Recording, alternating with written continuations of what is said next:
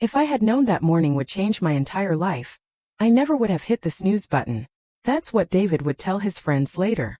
But when he woke up that day, he wasn't planning to do anything extraordinary. He simply realized he had been living the same day over and over again for years. Every morning looked identical. The same route, the same coffee, the same conversations, the same promises to himself that somehow never turned into action. He looked out the window and quietly said, "Today, I'm going to live differently." It sounded almost ridiculous.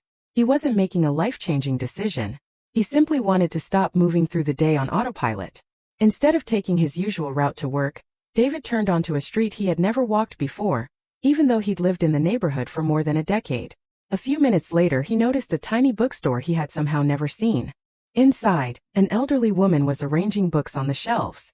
She smiled at him as if she had been expecting him. "Sometimes people walk in here exactly when they need the right story," she said. David smiled politely. He didn't believe in fate or coincidences, yet he found himself buying an old book with no cover. On the first page, someone had written in pencil, "Asterisk, don't put off the conversation that could change two lives." Asterisk.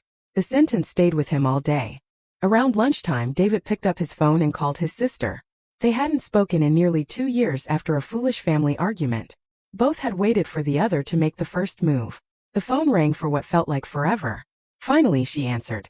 The first few seconds were awkward. Then, almost unexpectedly, they found themselves laughing about childhood memories, as though the silence between them had never existed. Before hanging up, she quietly said, "Thank you. I was actually planning to call you today." As David continued walking, he realized the day really was unfolding differently. That evening, instead of going straight home, he wandered into a small neighborhood park. An older man sat alone on a bench, struggling to figure out a new smartphone.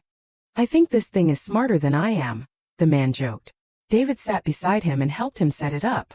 They started talking. The man's name was Michael. Turned out it was his birthday. His children lived in different states and wouldn't be able to visit for several weeks. "You know," Michael said before they parted, "sometimes all a person needs is 10 minutes of someone else's time."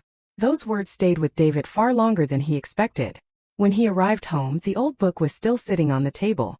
He opened it once more. This time he noticed another message beneath the first, faded almost beyond recognition. Asterisk, one day you'll realize that life rarely changes because of one huge decision. More often it changes because you choose to live just one ordinary day differently. Asterisk. David smiled.